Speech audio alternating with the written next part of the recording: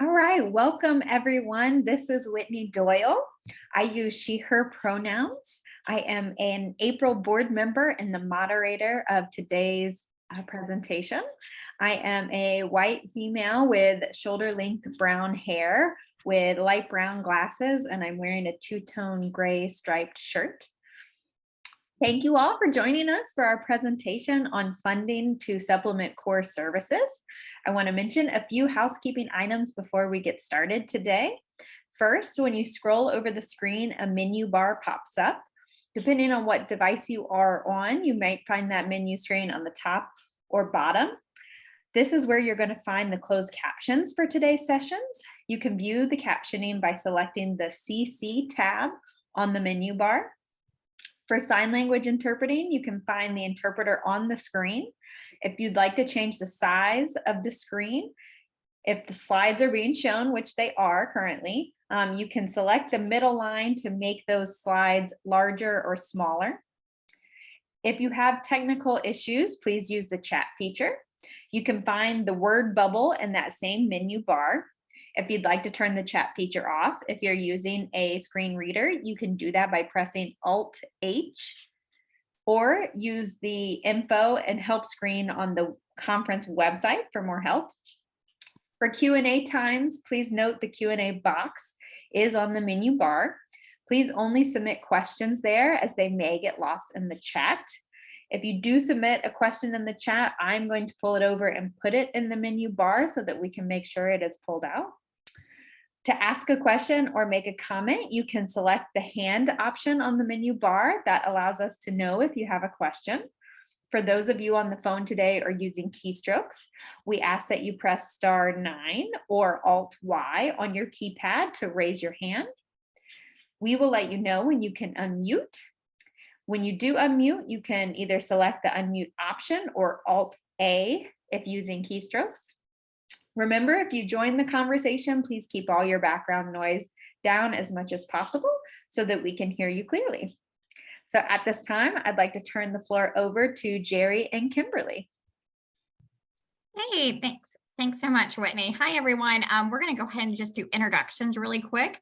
I am Kimberly Tiso. I am the president and CEO of Able South Carolina and also the proud board president of April.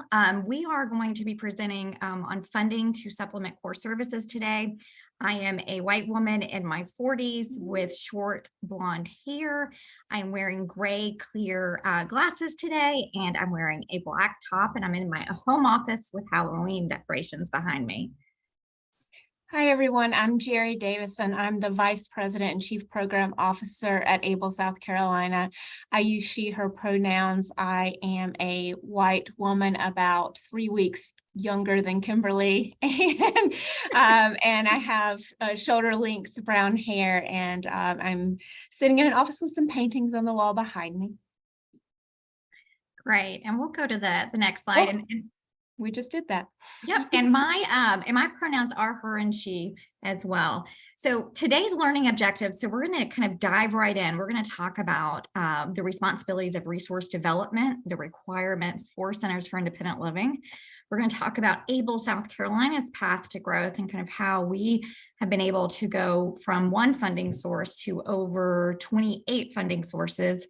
The importance of diversifying funding, more about the core services and incorporating them into outside of funding opportunities outside of the disability community.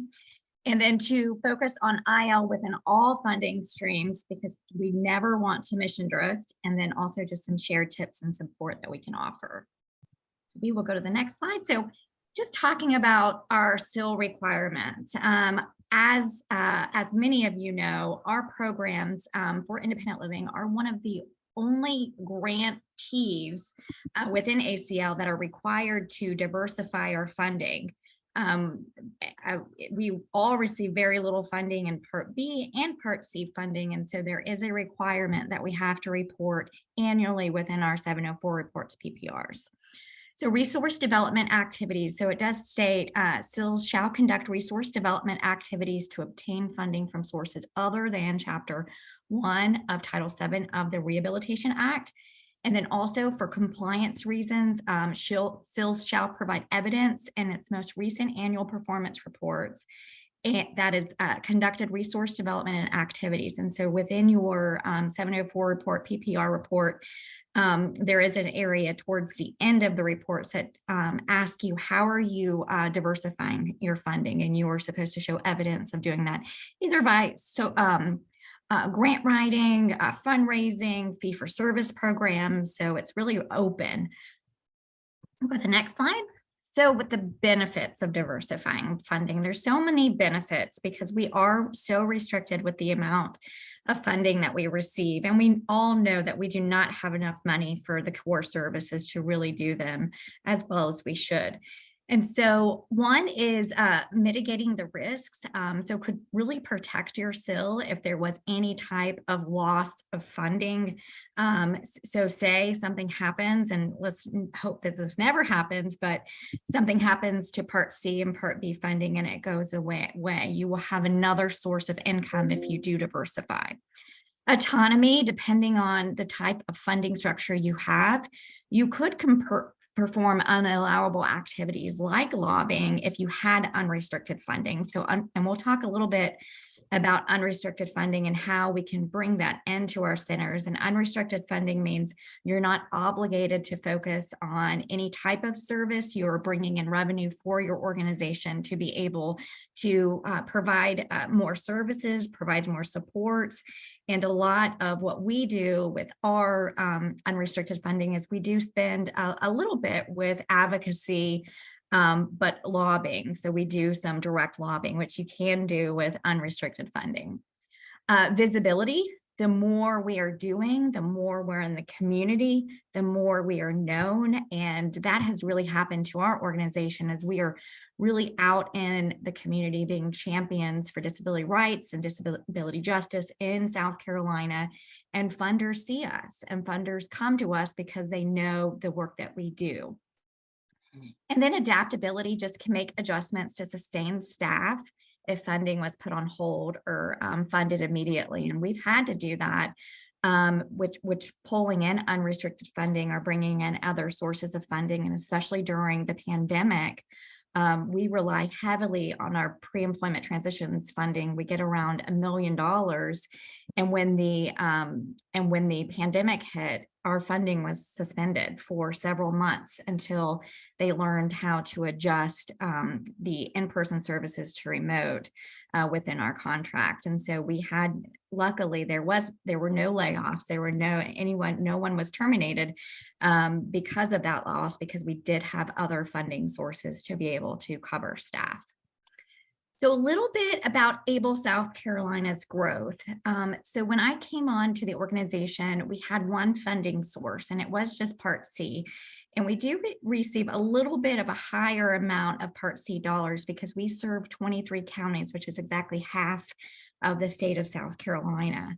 And so we have a very large territory, which is compiled of mostly rural counties. And so we have a lot of spread out. And so we definitely did not have enough money to be able to provide the services within half of the state. But we had 6 staff members, and then we slowly grew, and you'll see kind of from year to year, and I'll kind of talk with you and explain what the screen is. But in 2010, we went from having $524,890 and 6 staff. 2011, we went from having $691,802 and 15 staff. 2012, we went from 714,841 and had 17 staff. 2013 was 813 at 948, and it was 21 staff members. 2014, which seems forever ago, was 931,685, and we went to 33 staff members. 2015, we went from 1.2 million, a little over 1.2 million to 41 staff members.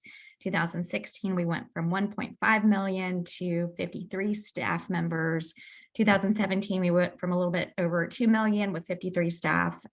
2018, we went from 2.3 million, and our staff was a 60. 2019, it was 3.4 million, a little bit over 3.4 million with 60 staff. 2020 was a little bit over 4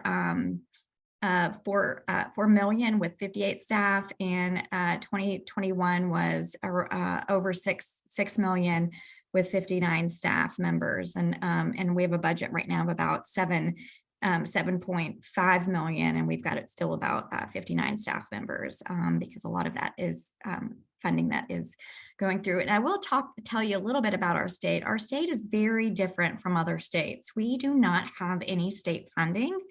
That is still kind of in the works. There was no really advocacy towards that. So South Carolina does not get I&E funding. We only have Part B and Part C for independent living and no state appropriations.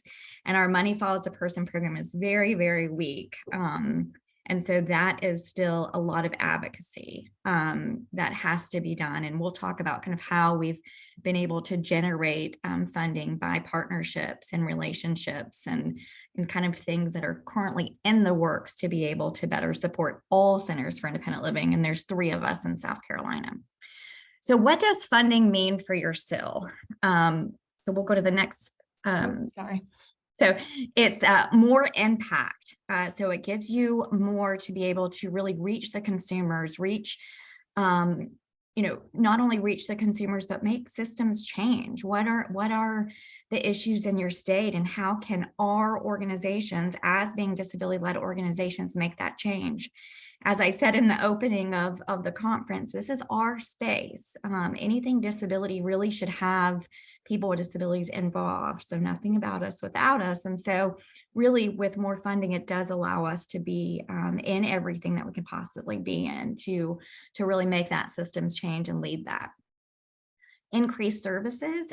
So our services increased significantly with the amount of people that are served, but also the different types of services that we're able to offer.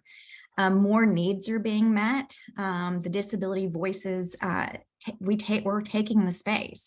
So we're making sure that when anything disability is popping up, that we are involved in anything, even without being disability focused. How are we jumping in with other marginalized communities in that intersection? Increased number of consumers served. Right now, we serve a little bit over 3,000 consumers within all of our programs, and we do a lot of community trainings. I've not seen that number yet for our PPR this year, but we are out in the community a whole lot in meetings, coalition building, advocacy, systems change efforts. More community education, so making that systems change around accessibility, really making sure that when we are seeing issues in the disability community that we are available and speaking up. More respect for the disability community, so we are bringing respect and people understand that they've got to have disability representation at the table. Career paths and leadership opportunities. We are very proud of having a career path for our staff members as well, to be able to move up within the organization and be paid well with full benefits. We've got competitive wages and benefits for all of our staff members. More exposure and positive reputation. So the more funding you have, you can build yourself up and do professional development to be able to really be able to perform well. We attract more funders because we are good stewards of our funding, and we ensure that we are making a positive impact. So other funders have approached us for opportunities. And then advocacy, more opportunities to advocate and really change things. We have been able to pass really significant legislation in our state and be at the table to make systems change throughout our entire state by just being able to grow and have the capacity to make an impact. So sustaining growth, this is something really hard because we really don't have ongoing contracts or agreements with anyone. So a lot of our grants are grants. They're timed grants. Some are fee-for-service projects, and so we'll talk a little bit more about that. But sustaining growth starts at day one, because what we don't ever want to get in the habit of doing is bringing funding in and seeing it as being temporary. We don't ever want to hire somebody and let someone go. And that is exactly how our staff has been able to build up, because we start with sustaining and how we're going to sustain that, not only that position, but the funding to support them when we receive a grant. So new funding should not be, of course, seen as temporary or add more tasks to existing staff, because you do not want to burn your staff out. It also builds evidence to support your services via successful services. And when you are heavily piling additional tasks on one person or the same staff, you're not going to get the positive results and the impact that you're really making. So really thinking outside of just adding more duties to your staff. Sustainability planning by building your funding so you have more capacity, knowledge, and ability to perform. And so we're always making sure that when staff come on, we are also building their expertise level. They're required to get professional development and training. And so we want our staff to be as strong as possible. And so really investing in the people that we're bringing on. Make your impact known. I do not like it, and I hear this often, that IL is the best kept secret. We should never be the best kept secret. We should be out there and really making an impact. This is our movement again. This is our space. As being disability-led organizations, we should be leading the charge and really taking that space from non-disabled run disability organizations. And so really looking at the opportunity to really get out there and make that impact known. So making sure that you're sharing success stories, showing the impact of the services and programs that you're conducting, showing, you always want to also show that there would be an impact if you were to go away. So what would that impact look like? How many consumers, would not be supported and being able to reach their independence? So making sure you are putting that out there.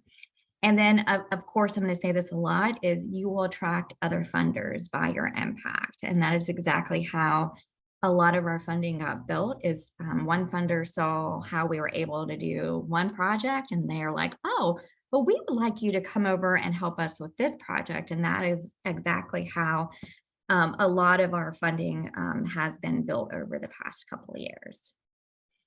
And then I'm going to pass it to Jerry. Yeah. I was going to say, I'm going to jump in and do funding within the 5 core services. Although Kimberly's going to help me out here because she's obviously doing a lot of the work as well. So let's talk about those core services. That technically 5, but we all know that it's truly 6, because transition is 2 very different target populations with 2 very different support needs. And so we have here listed the 6 core services, which are advocacy, both systems and individual need to be included there. Independent living skills training, peer mentoring, information and referral services, transition services part 1, which is that institution transition and diversion, and then transition services part 2, which is that youth transition to adulthood. And so what we've done is broken it down and talked about different funding available for each of the services. You'll see some repeats on here because some of these funding sources are broad enough to cover more than one service. If there's anything that we talk about that you want to hear more detail on, or that you don't quite understand, or we go too fast, please don't hesitate to put a question out there and we can kind of go over that in a little bit more detail.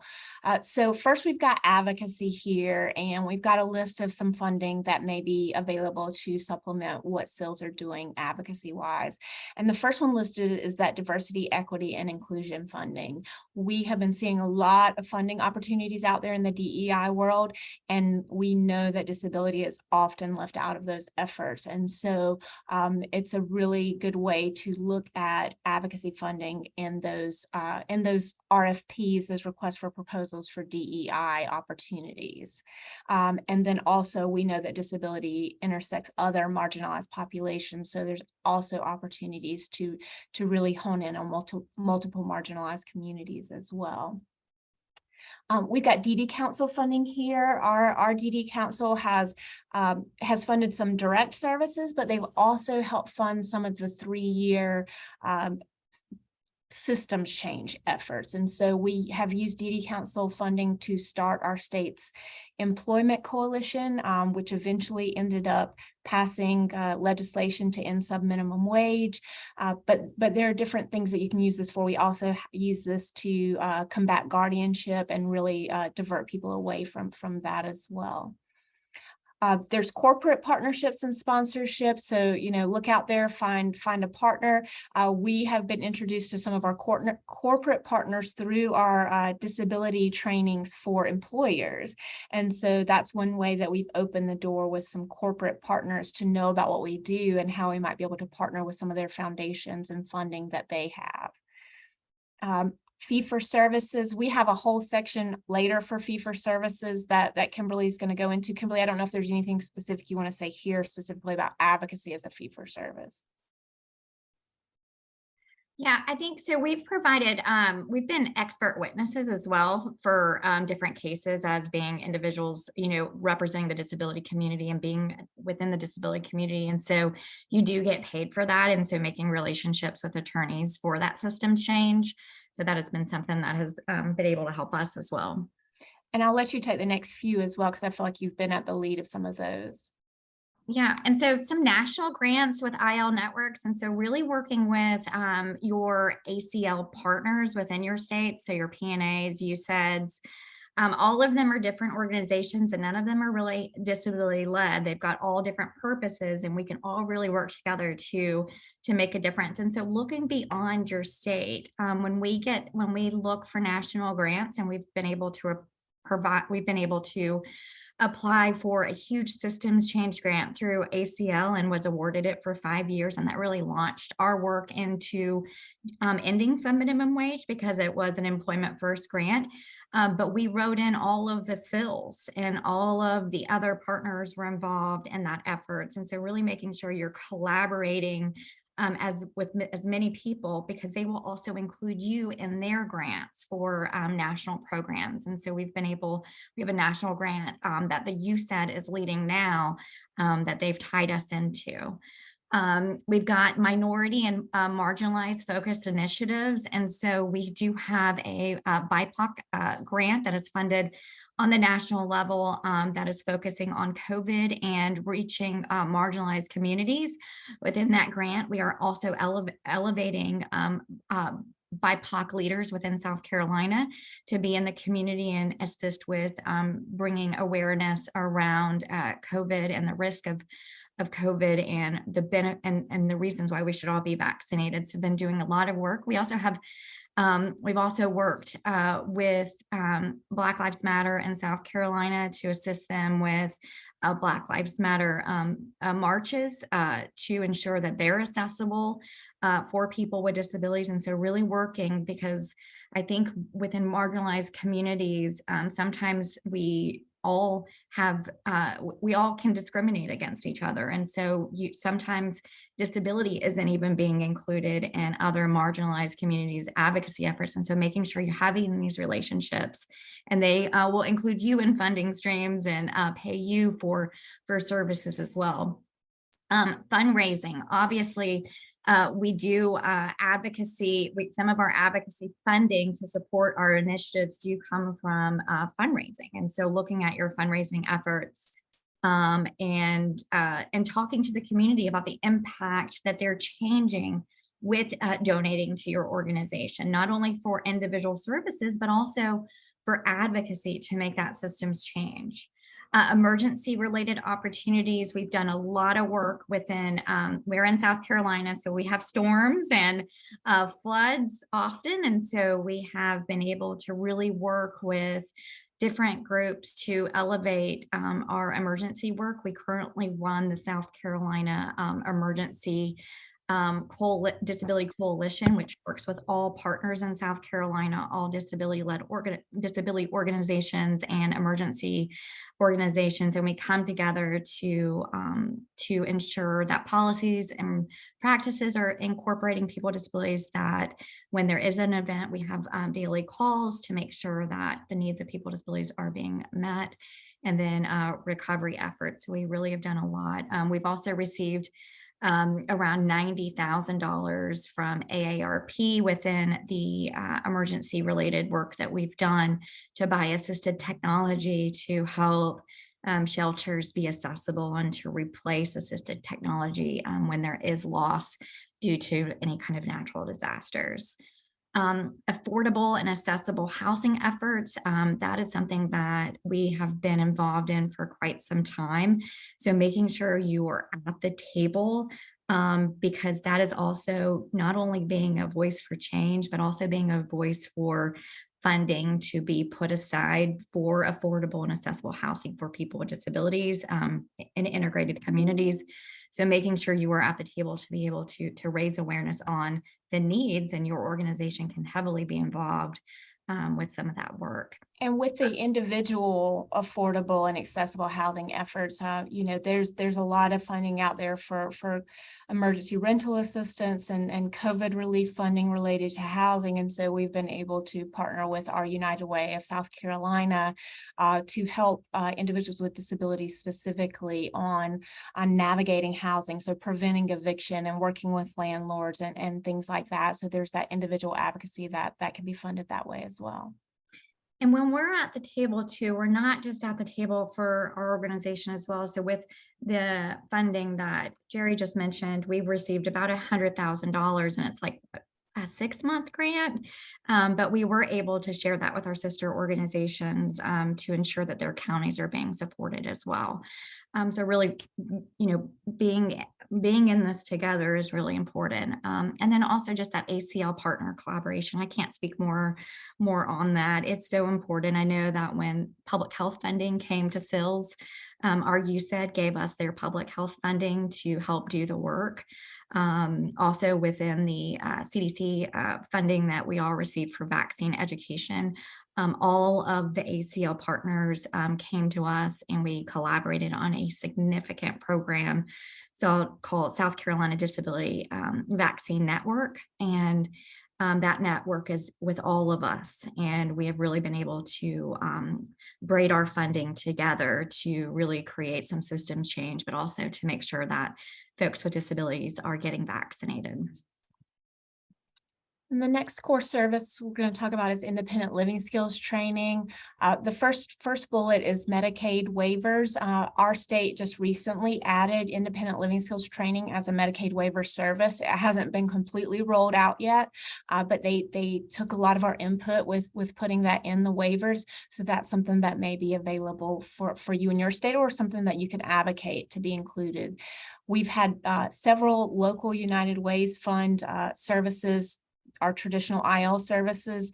They have funded particularly financial literacy and stability, but also some basic needs for some of our consumers. So that's been a good partnership there. Kimberly's kind of talked about the national grants with the IL network. I don't know if there's anything you want to add with that one or the next few.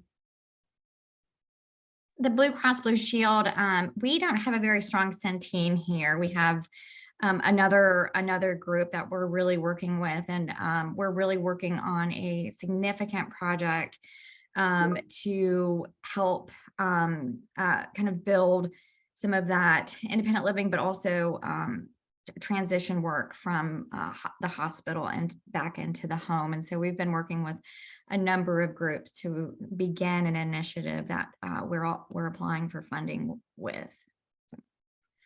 Community foundations, so like your community foundations, there should be several probably in your state, really working with them to bring awareness. I think a lot of community foundations are focused on different areas, but disability fits in with all areas, guys. We intersect with every single community. And so making sure that you're really thinking beyond just the disability opportunities and really reaching out to your community foundations to assist with that. And then I just wanted to kind of combine the next two together a little bit. As far as employment as an independent living skill, partnering with those state agencies to do some of the services that they may not do well or feel comfortable doing. We have had talks with vocational rehabilitation and also some of the local DD providers and our Commission for the Blind, which is a separate VR agency in our state, to talk about partners in Ticket to Work and becoming an employment network and splitting tickets. And that's an ongoing conversation where we could do follow along services after they have to close out the case. But there are some creative ways in other states that are doing that, and SILs can take advantage of it if they're providing those employment services. We have been building up our Ticket to Work network and the number of tickets we receive, and that's become a stable source of income for our organization. We also partner with our state's Department of Social Services through our SNAP program, the food assistance program, to help folks on SNAP benefits get to work and reduce their reliance on those benefits. And so that helps fund some of our employment services. We also have our state's work incentives planning and assistance grant. So we do benefits counseling for the state, and that has helped us provide those services to our consumers through another funding stream. We have used creative ways to get to do emergency related education. We recently, Kimberly was telling me today that we had our aging partners donate some radios that were accessible to our emergency kits that we provide through our independent living skills training for emergency preparedness.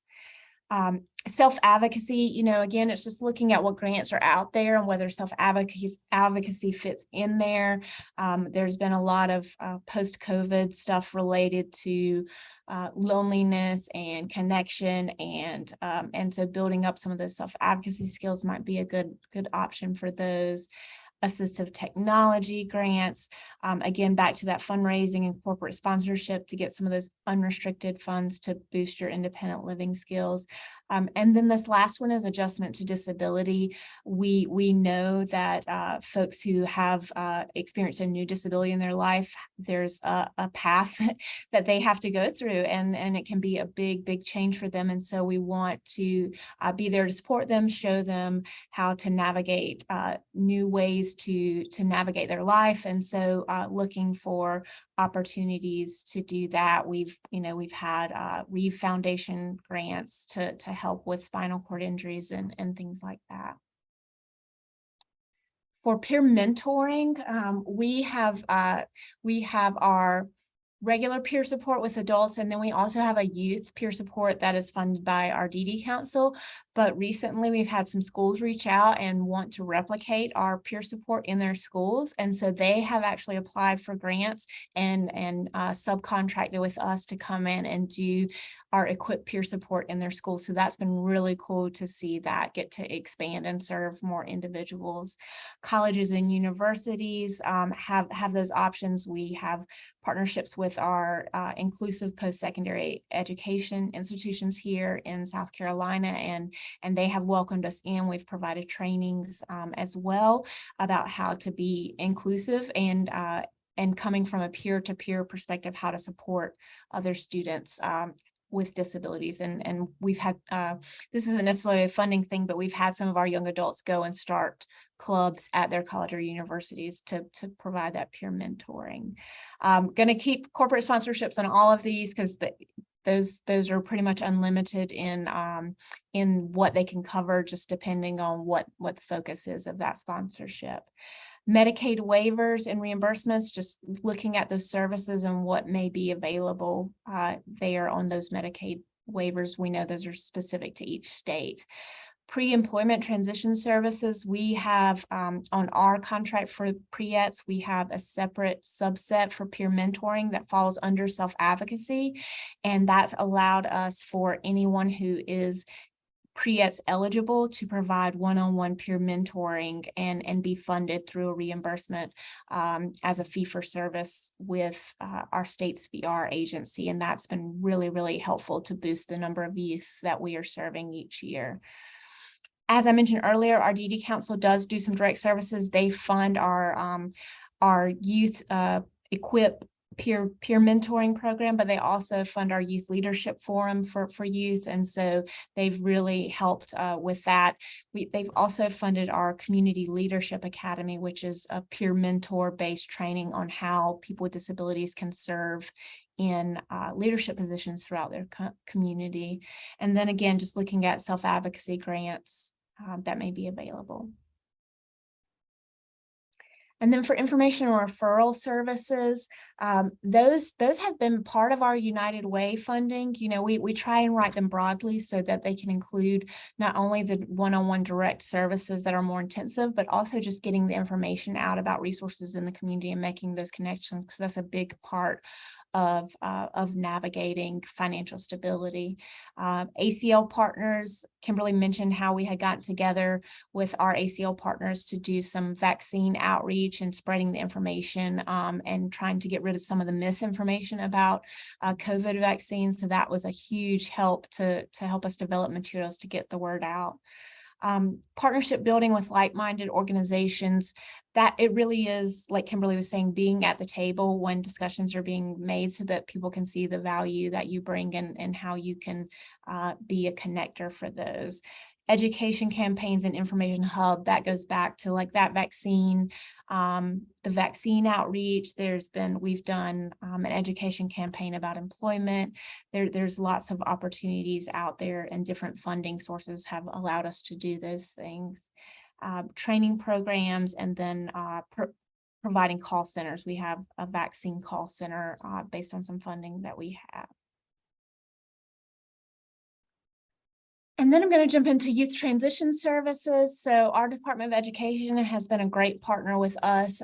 We've gotten funding from them for several years to go in and work with transition age students, but also to provide any technical assistance to teachers about showing how to educate people with disabilities and make sure they're included and how they can create an accessible classroom environment. Parent training and information centers, that's our Family Connection of South Carolina. They're our state's PTI center, and they have partnered with us to fund some of our youth services. I mentioned that vocational rehabilitation was funding our pre-ET services, not just peer mentoring, but actually going into the schools and the classrooms and working one-on-one and in groups with students to teach them pre-employment transition services. Local school districts, they have reached out to us and been willing to find funding for us to go and do different activities with their school. We've had some cool opportunities to do some disability pride weeks at schools and to educate students about inclusiveness. Colleges and universities, again, we originally got connected with our state's Department of Education through serving on an IDEA advisory committee. And that was kind of how they realized what we do and the value that we could add to the services that they provide. And so that's really opened the door for the funding that we received from them. And then just to reiterate, corporate sponsorships, fundraising, Department of Juvenile Justice, they haven't been a direct funder for us, but we have worked with them with our pre-ET services, and there's potentially opportunities for funding there if you can meet one of their gaps in services. And then we've got the other transition, institution transition and diversion. And so one thing that comes to mind immediately is the Money Follows the Person program. If you're not familiar with that in your state, check it out and see what your state is doing with that. Our state, we just convinced our state Medicaid agency to apply for a lot of capacity building funds that were available. And so they did so.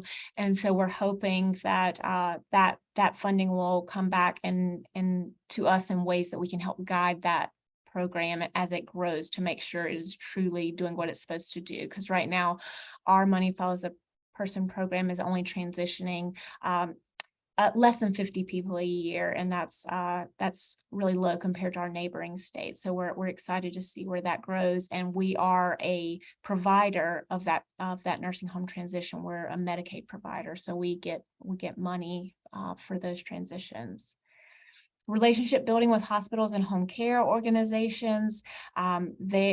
There's a need out there. We've been in talks with the Medical University of South Carolina. They're really excited about partnering with us on a potential hospital to home program. collaboration efforts with partners to create a program that meets the needs.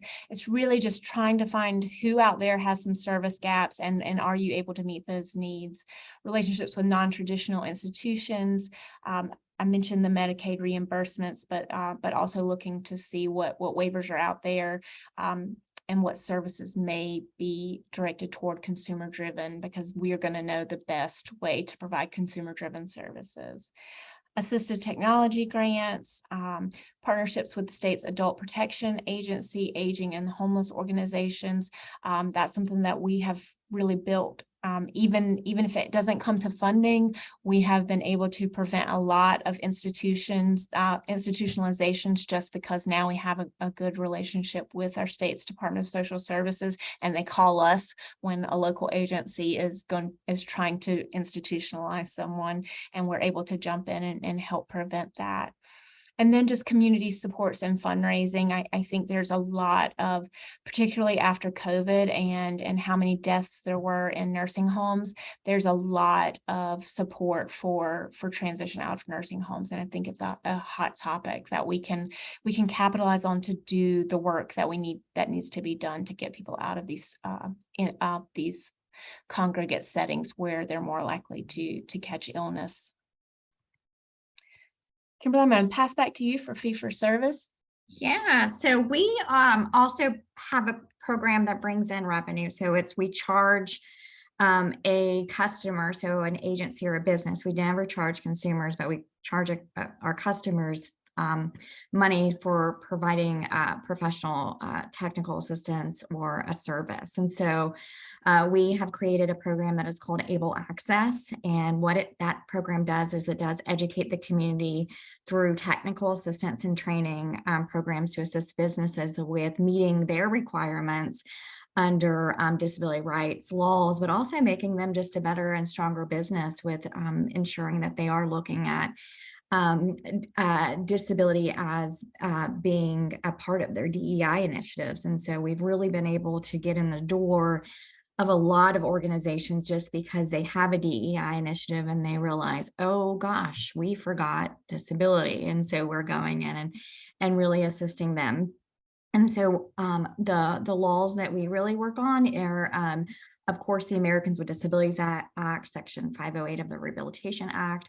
We passed a law in South Carolina called the Persons with Disabilities Right to Parent Act. And so we have served as expert witnesses, and we provide testimony. And then also our fees do come on a sliding scale. So we do charge either hourly rate or for larger projects. But the projects that we charge for we do architectural accessibility assessments. And so we have a trained team that goes out and ensures that buildings and sites are accessible for people with disabilities. And we look at the ADA, but we also make recommendations for more of that universal design approach where we include everyone and we just don't meet the minimum requirements of the ADA. And so we look at both building codes when we're out there and compare them with the current ADA standards as well. So they all receive the assessments for a customer. We will go out, do the full assessment, and then they get a written report within the findings, how the findings violated ADA or building code for people with disabilities, and then recommendations for making improvements. And so we've done a lot of sites. We've done schools, we've done state agencies, we've done pharmacy distribution centers. And so we are always working. We've got a contract right now with our Department of Social Services, which is our child welfare agency. And we're actually going out and making sure that childcare centers, daycare centers are accessible for little folks with disabilities. We also do digital website accessibility training and testing. And so we have a team of web testers. And we actually have a certified web accessibility expert on our team, she's one in 3,000 in the world, not just the United States, but she's able to go and look at websites and documents to ensure that they're fully accessible. And so companies will pay us to provide the service to them to ensure that websites, because websites should all be accessible if they're open to the public and receive public funding. And so we assist with that. We also teach like web developers and web designers about how to make their websites accessible. And so that is often a training that we will work with web developers to ensure that they're creating accessible websites. We also do customizable professional trainers and keynote speaking. And so we have a lot of really amazing staff on our team that go out and conduct trainings to other professional groups to ensure that we're incorporating disability. And of course, keynote speakers. I know several of our staff have been keynote speakers. I'll be a keynote speaker at Clemson University next month. And so I'm making sure that we are, getting paid for our services as well, which is important. Policy and procedure review to ensure inclusiveness. So we look at businesses' policies to ensure that they have a system in place that they include people with disabilities.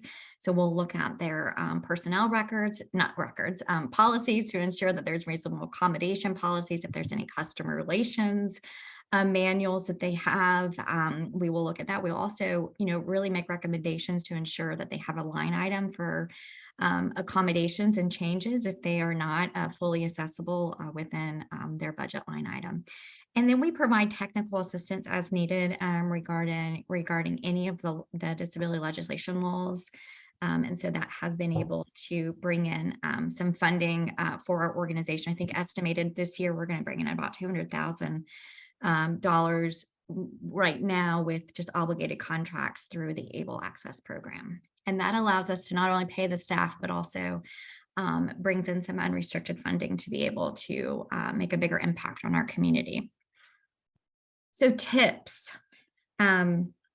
So tip number one is remember that disability intersects with every single population. Disability does not discriminate on the basis of age, race, socioeconomic status. And so when you're looking for funding opportunities, look very broadly.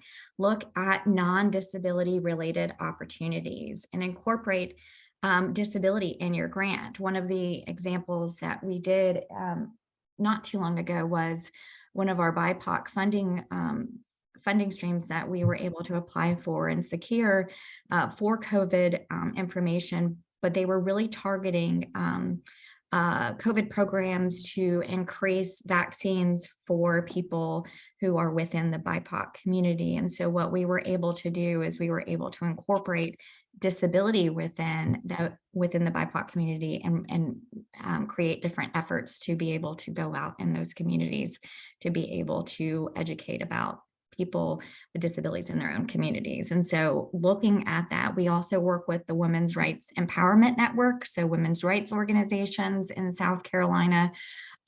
We've worked with Black Lives Matter. And so really looking at other groups that we can work together to be able to tie in. Recently too, we've worked with the Child Care Collaborative at University of South Carolina.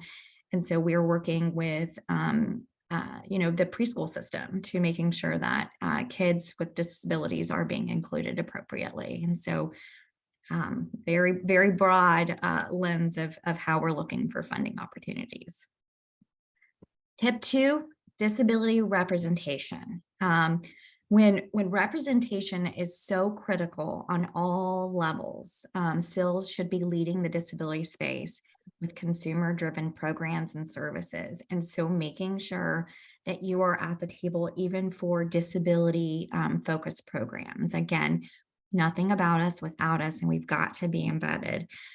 So we are constantly at the tables of potential funders saying, well, where does disability fit into this? How can we be of assistance?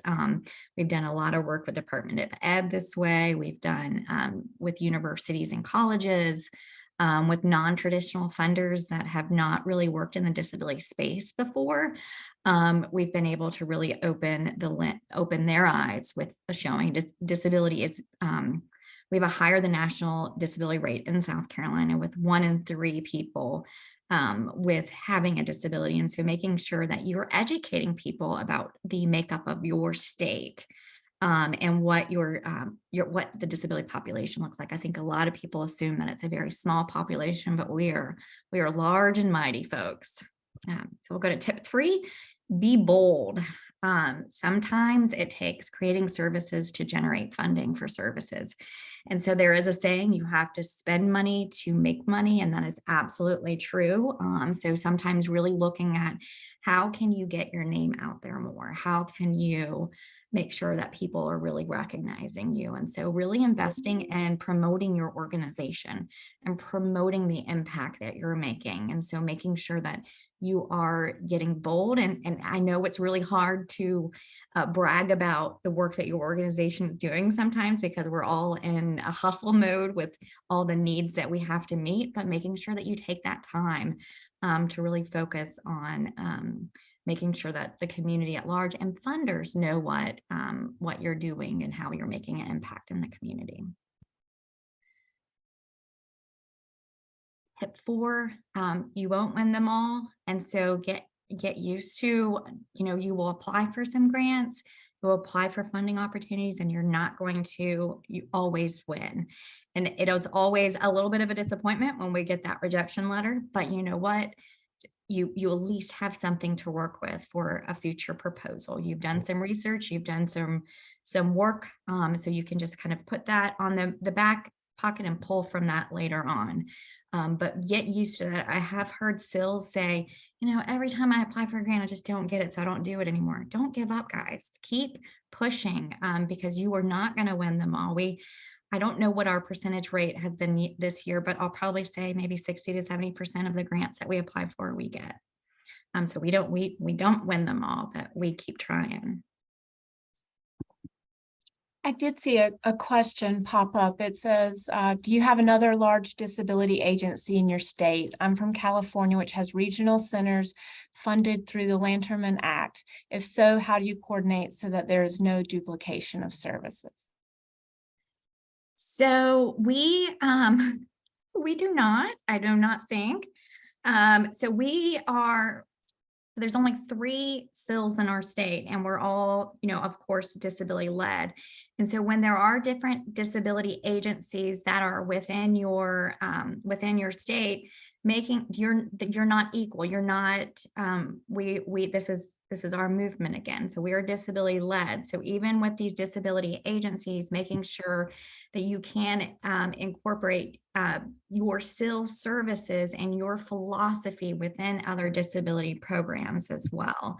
We also, the other disability led organizations that we have in our state are National Federation for the Blind, South Carolina chapter. We have an Association for the Deaf, and we work with all of them, but none of us are duplicating services. Even when we work with VR and other disability related organizations, most of the disability organizations that are in our state are not disability led. So how can we build and strengthen even the services that they are providing by bringing that disability input and representation to their table? I hope that answered your question, but feel free to ask another question, or if that did not answer. And then tip 5, just avoid mission drift. Don't chase the money. I've seen SILs do this. Chase the opportunities to further your mission. Don't chase the money.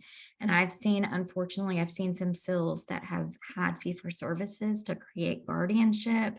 I've seen some SILs that have day programs. Guys, that is far from what SILs are supposed to be doing. And so be careful with the way that you build your funding. You want to make sure that you remain IL focused, that you remain disability led focused, and that you're bringing funding into your organization to really strengthen your mission and to build from your mission. And then just some avoiding mission drift. This is a hot topic that I see so many organizations go down. And so I did want to just put a few slides around this. And so mission drift is when you are securing funding that is really outside of your mission. So that can look very different. I've seen it look all different in different perspective. I've seen also SILS moving into that kind of providing parent support for parents of students or for parents of children with disabilities. Be very careful with that. They have their space, they have their movement. We can impact their space, we can impact their movement, but we don't want to be a family voices organization. We are disability led, so remember that. So just some ways to avoid mission drift is just setting rules and priorities for your SILs. Do not apply for funding unless it fits within those priorities. Ensuring your staff and board understands your current mission, vision, values, goals. Saying no, sometimes you have to. I've said no several times when there's been funding opportunities brought to us because it was not meeting our mission. Creating a clear and focused strategic plan and increasing funding and organizational capacity within your strategic plan. How are you going to build your organization to be able to serve a broader audience, and how are you going to make systems change? Understanding the risk of mission drift for disability-led organizations. And I say this often when I speak, is there's not many of us, guys. There's a lot of disability organizations out there that are not required to be disability-led. So we've got to make sure that we are owning this space and we are being as strong as possible. And so making sure we're protecting that disability-led philosophy within our communities. Understanding or using the philosophy and mission to guide all of your decision making, and that is exactly what I know our team of leaders do within our organization. We're always looking at the philosophy and mission, and we'll say, oh, that's not really what we do, and you know, we have conversations around it. Understanding the benefits of being disability led and using that to attract funders. Again, representation. And then what are some examples that you all know of that have been mission drifting and SILs? You can put it in the chat. I know we're running really tight on time. So I think the biggest, and I'll just say the biggest one that I've seen, it's a guardianship situation, is where SILs were actually assisting people with getting guardianship, and they were being paid that for a fee for service. And when somebody is under guardianship, they essentially have their rights removed. And that's the exact opposite of the IL philosophy. And so just being very mindful of that. And day programs as well, we're not in that space. That's not something we want to make sure that our community is integrated and not segregated. And so we want to make sure that there's opportunities. And then just why does mission drift hurt SILs? Again, we are disability-led organizations. We've got to bring it. We've got to be loud. And we've got to stay focused as our movement needs us. Our movement is so mighty powerful, and we've got to make sure that we're protecting our movement so that we can change.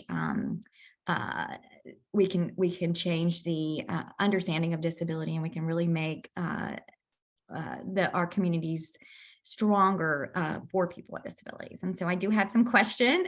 We are opening up for questions.